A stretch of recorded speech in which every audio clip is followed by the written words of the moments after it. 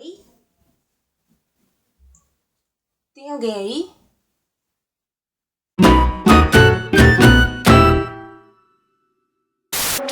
Oi? Vocês lembram de mim? Caso vocês não lembrem, eu sou a Helly, vocês estão no canal Mundos Impressos e tá sem atualização faz quase 2 semanas, né? Gente, eu sei que vocês estão sem me ver postando vídeos novos aqui no canal há quase 2 semanas, mas é que eu comecei a trabalhar em uma escola nova, então até eu organizar a minha rotina, infelizmente eu vou postar vídeos com menos frequência. Mas o que vocês com certeza mais precisam saber sobre mim agora é que vocês não vão se livrar de mim tão fácil. Tanto é que eu já volto aqui trazendo para vocês a resenha de A Cidade Murada. Este livro que, apesar de ser mega curtinho, traz assuntos extremamente polêmicos e urgentes, ainda que com uma linguagem mais adolescente. A Cidade Murada cheira a distopia, mas se engana quem pensa que se trata de uma história futurística. Inclusive, por tratar de temas polêmicos e ainda tão comuns na nossa sociedade, tem quem pensa que talvez, por não se tratar de uma distopia, seja uma história atual. E é aí que você se engana muito mais. Como vamos por partes, eu quero deixar bem claro antes de começar a resenha uma informação extremamente importante e que infelizmente neste livro aqui só é dita no final. A história aqui contada é baseada em fatos reais, apesar de a autora não gostar de dar um tom mais histórico a ela. Porém, na minha opinião, a Ryan, a editora dela, deveria ter colocado essa informação no começo do livro, até porque pra mim, quando alguém vira e fala, olha, tal história foi baseada em fatos reais, eu fico milhões de vezes mais curiosa e atraída pela história. Em 1898 existia em Hong Kong, na China, o que aqui vai ser a Cidade Murada, naquela época chamada como Cidade Murada de Kolon. Durante a Segunda Guerra Mundial, essa área foi tomada pelos japoneses, o que acabou fazendo com que em pouquíssimo tempo esse ambiente, que tinha apenas 0,3 quilômetros quadrados, juntassem nada menos, nada mais do que 33 mil pessoas. Devido a esse espaço apertadíssimo, as pessoas mais ou menos tinham que se amontoar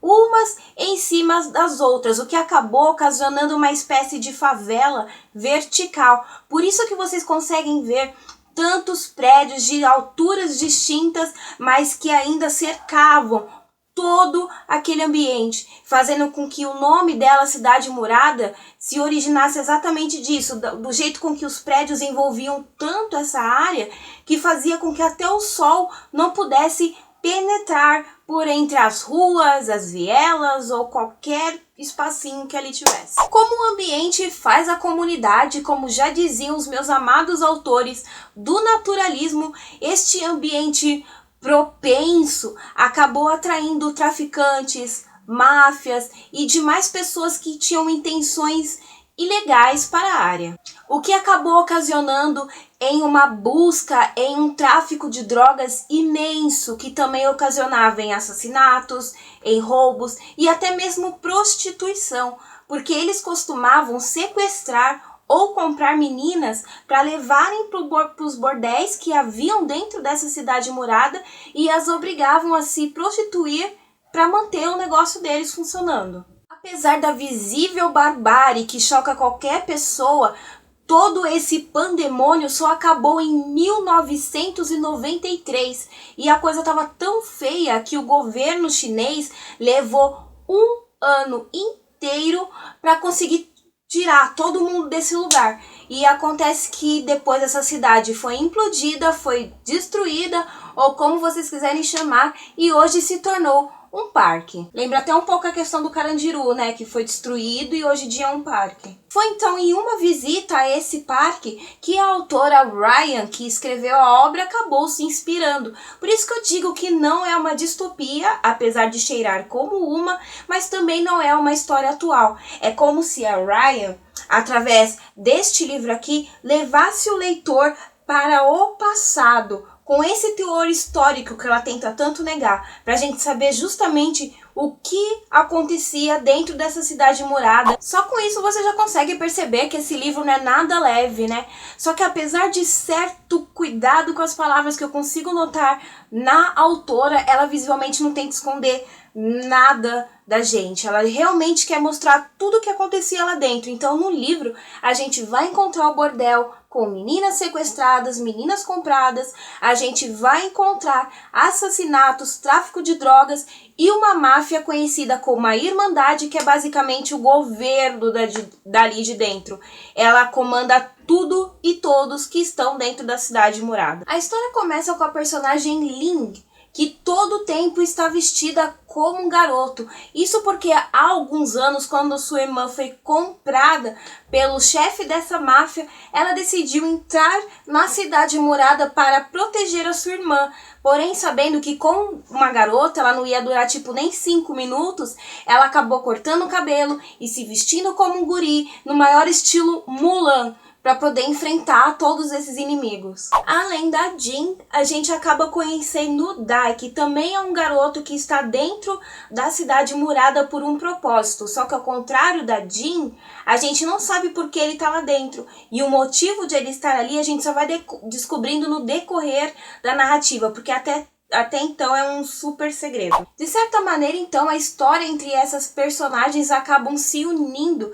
Inclusive, eu tenho que fazer um comentário que a relação de irmã da Jin com a Mei é uma relação muito bonita. Eu nunca tinha encontrado em um livro uma descrição de sentimentos, de amor entre irmãos tão bonita como é encontrada nessa história. As descrições das emoções é algo que chega a ser bem tocante, mas se tem algo que a autora se destaca, para mim, é com certeza na descrição do ambiente, sobretudo nas reações que esse ambiente traz para as pessoas, mais ainda para a personagem Sing, que para mim é a melhor personagem, a mais bem escrita e a que mais sofre as consequências de se viver na cidade murada. O que me faz acabar pensando que a cidade murada é uma espécie de personagem principal, como acontece muito no livro O Curtiço do Aloysio de Azevedo, que o Curtiço acaba se tornando o personagem principal da obra.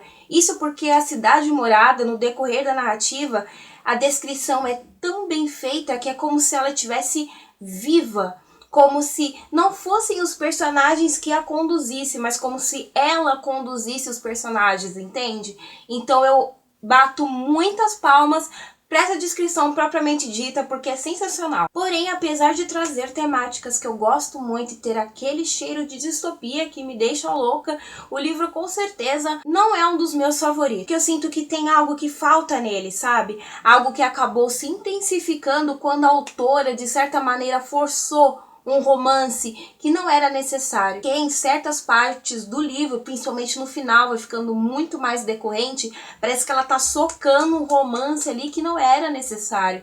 Porque imagina, você tá lendo um livro com tom marginal, com assassinatos, droga, máfia, e de repente acontecem cenas de amorzinho que nada combinam com a história, fica extremamente sem sentido pra mim. Então, nesse ponto, eu me vi incapaz de não decair um pouco as estrelas e o livro não é favorito. Porque pensa comigo, um puta livro com uma imensa crítica social, relatando uma barbárie histórica que fez tanta coisa ruim, realmente precisava de cenas de amorzinho?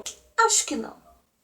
Acho que não. Nem combina, né? Pelo amor de Deus. E é por isso que eu acabei não favoritando o livro, porque apesar de ele ter uma ótima temática e ser uma opção perfeita para trabalhar em sala de aula com questões do realismo e naturalismo, este amorzinho foi um belo de um balde de água fria. Então é isso, pessoal. Se você gostou desse vídeo, não se esqueça de dar um like aqui pra mim, de se inscrever no nosso canal para receber as novidades em primeira mão e também não deixe de me seguir nas redes sociais, porque lá tudo acontece na velocidade da luz. Obrigada por acompanhar e eu os vejo no próximo vídeo, que vou fazer o máximo para não demorar mais tanto assim. Então muito obrigada por acompanhar e eu os vejo logo logo. Até lá, tchau!